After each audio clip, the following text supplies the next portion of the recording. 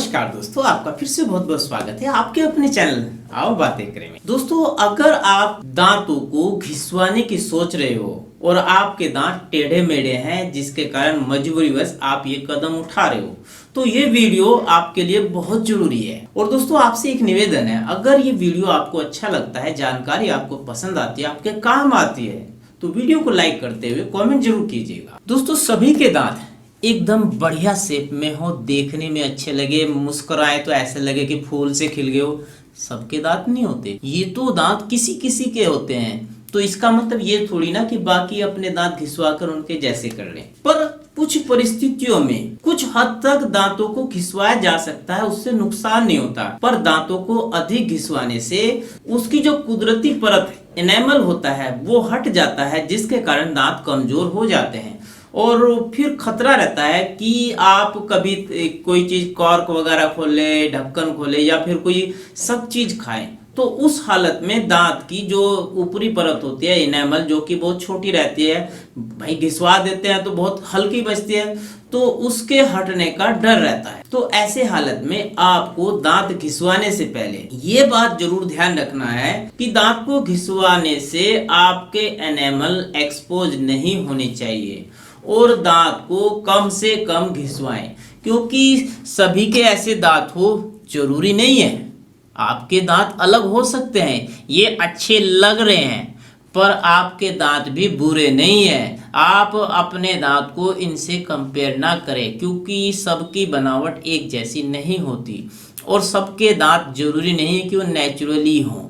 उन्हें आर्टिफिशियल या ग्राइंडिंग करके घिसवा कर भी बनवाया हो सकता है, तो उसके चक्कर में आप देखा दिखाई करके घिसवा ना ले दांतों को, उसके लिए अपनी अकल का इस्तेमाल करें। अब जैसे इन शख्स के दांत टेढ़े मेढ़े हैं, तो उस हालत में ये अपने दांत को घिसवा सकते हैं।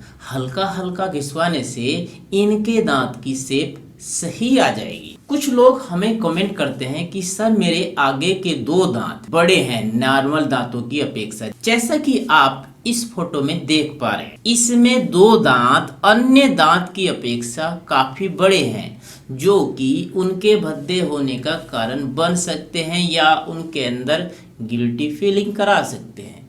तो ऐसे हालत में आप दांतों को घिसवाने से पहले 100 बार सोचें और फिर घिसवाएं। दांतों को घिसवाते समय इस बात का ध्यान रखें कि आपके दांतों की डेंटाइन एक्सपोज ना हो जाए, दिखाई ना दे जाए। अब ये दांत है, अगर मैं इस दांत में लूं तो लगभग इतने एरिया में डेंटाइन होगा, जो कि पीछे की साइड रहता है, दांतों का वो ऊपर चढ़ी रहती है। तो बाकी बचा एरिया जैसे ये है, इसे आप राउंड शेप में कटवा ले। राउंड शेप वाले दांत ज्यादा मजबूत होते हैं स्ट्रेट दांत की अपेक्षा, तो आप राउंड शेप में इसे कटवा लें ऐसे करके।